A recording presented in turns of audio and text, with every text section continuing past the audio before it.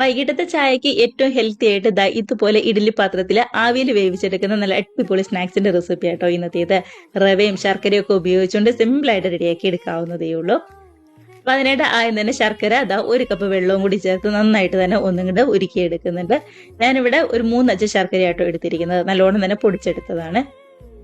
ഇനിയിപ്പോൾ നമുക്ക് വേണ്ടത് ഒരു മിക്സിയുടെ ജാറിലേക്ക് 250 ml കപ്പിന് 1 കപ്പ് റവയും അതേപോലെ തന്നെ 1/2 കപ്പ് ഗോതമ്പ് പൊടിയും 1/4 കപ്പ് തേങ്ങ ചിരകിയതുമാണ്. ഇതിലേക്ക് നമ്മൾ അരിച്ചു വെച്ചിരിക്കുന്ന ശർക്കരപ്പാനി 1 കപ്പ് കുറച്ചായിട്ട് ചേർത്ത് കട്ടകളൊന്നുമില്ലാതെ ഇതേപോലെ നന്നായിട്ട് തന്നെ ഒന്നും കൂടെ അടിച്ചെടുത്തുകൊണ്ട് വന്നിട്ടുണ്ട്.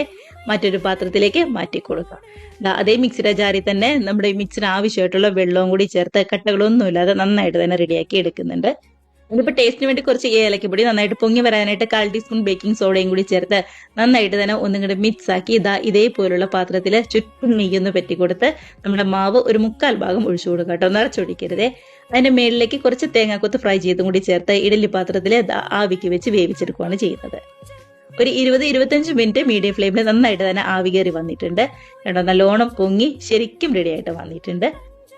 ഇനിയിപ്പോൾ വലിയ ചൂടൊക്കെ ഒന്ന് ആറി കഴിയുമ്പോൾ നമ്മുടെ പാത്രത്തിൽ നിന്ന് പുറത്തെടുത്ത് കട്ട് ചെയ്ത് കഴിക്കാവുന്നതേ ഉള്ളൂ.